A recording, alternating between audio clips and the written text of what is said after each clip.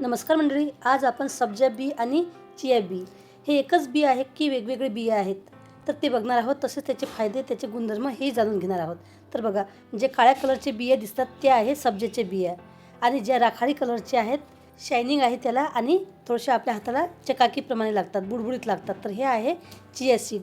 तर हा आहे या दोघांमधला फरक. तर चिया सीड आणि सब्जा बी हे एक नसून भिन्न भिन्न आहेत. त्याचे गुणधर्म काही प्रमाणामध्ये सारखे आहेत. सब्जा बी हे फक्त 10 ते 15 मिनिटात भिजते आणि मस्त फुलते. तसेच चिया सीड हे 1.5 ते 2 तास भिजायला लागते, मग त्याला खूप वेळ लागतो भिजायला.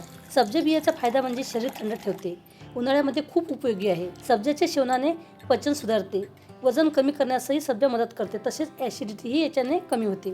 आपण बघितलेलं आहे की काही मिनिटांमध्येच सब्जा फुलायला लागतो. तर बघा, चिया सीड हे जसं तसंच आहे, याला भिजायला 2 तास तरी लागतात. तर 2 तासामध्ये अशा प्रकारे चिया सीड मस्त भिजते, फुलते. चिया सीडचे गुणधर्म, तर यामध्ये आहे ओमेगा 3 फॅटी ॲसिड्स हे भरपूर प्रमाणामध्ये आहे.